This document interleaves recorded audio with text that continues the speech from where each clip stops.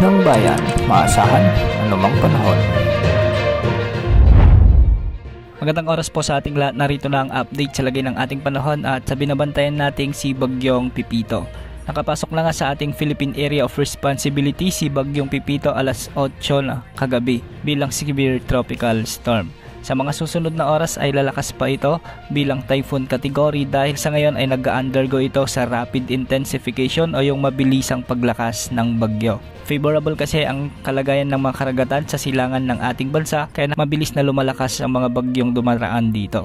Ngayong araw ay magsisimula na rin kumilos si Bagyong Pipito ng hilagang kanluran at posibleng lumapit na sa kalupaan ng Eastern Visayas sa araw ng Sabado. Lalakas pa ito bilang super typhoon ayon sa forecast ng Pag-asa bago ito maglandfall sa bahagi ng Bicol Region o di naman ay lumapit ang mata nito sa bahagi ng Eastern Visayas at Bicol Region. Dahil nga sa patuloy na paglapit din ni Bagyong Pipito ay makakaranas na ng mga malalakas hanggang sa matitinding pag-ulan o katumbas ng 100 to 200 mm na pag-ulan ang mga lalawigan ng Sorsogon, Northern Samar at Eastern Samar.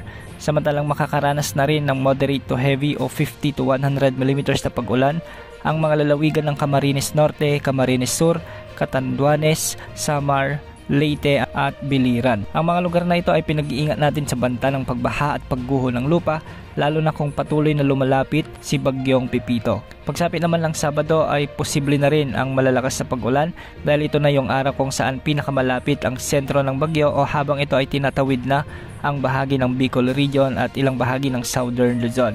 Posibleng makaranas ng intense to torrential rains ang Quezon Province, Camarines Norte at Camarines Sur.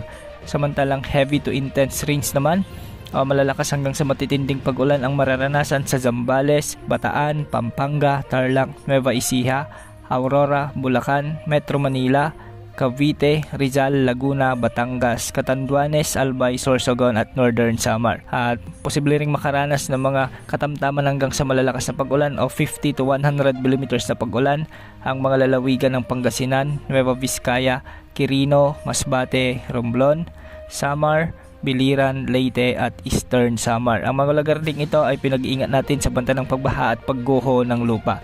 Ayon sa mga forecast ng iba't ibang weather agencies ay posibleng tumaas ng bahagya ang tinatahak na track ni Bagyong Pipito at posibleng punteryahin na naman nito ang Central Luzon o di ka naman ay Northern Luzon. Pero kung mas lalakas ang high pressure area sa itaas nito, posible naman na mas bumaba pa ang tinatahak nitong track at posibleng makaapekto sa Bicol Region or Eastern Samar.